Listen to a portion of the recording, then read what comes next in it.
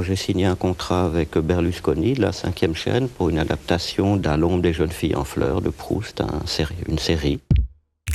En 1985, le réalisateur Jean-Luc Godard se moque de Silvio Berlusconi dans un sketch étonnant. Il imagine ce que donnerait une adaptation du roman de Marcel Proust pour la télé italienne. Une adaptation entrecoupée de nombreuses publicités, forcément. C'est le début, première partie. Alors je vous lis juste, alors ça dure 1 minute et demie, si vous voulez. Oui, très vite. Ma mère, quand il fut question d'avoir pour la première fois Monsieur de Norpois à dîner, opéra bouffe italien, succombé au bel canto, de la charcuterie stalienne, institut italien pour le commerce extérieur, ayant exprimé le regret que le professeur Cottard fût en voyage, désir de bleu, mer rouge, allô le club, je suis tout pâle, 42 96 10 00. Et qu'elle-même eût entièrement cessé de fréquenter Swann, car l'un et l'autre eussent sans doute intéressé l'ancien ambassadeur Renault 25 V6 Turbo, le fameux vaisseau ambassadeur dans l'espace du futur. Mon père répondit qu'un convive éminent, un savant illustre comme Cottard, ne pouvait jamais mal faire dans un dîner. Graffiti, le bébé biscuit qu'on grignote à la folie.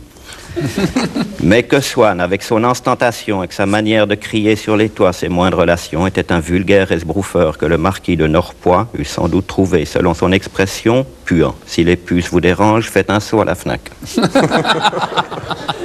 On est alors en plein débat sur l'arrivée de la 5, la première chaîne de télévision privée et gratuite en France. Le projet est porté par Jérôme Sédou et le magnat des médias italiens Silvio Berlusconi. Mais l'arrivée de cette nouvelle chaîne, financée par la publicité, crée des remous dans le milieu de la culture qui craint un appauvrissement des programmes. Face aux critiques, Silvio Berlusconi se défend. C'est pas une télévision Coca-Cola, c'est pas une télévision spaghetti, ça serait mieux une télévision Beaujolais.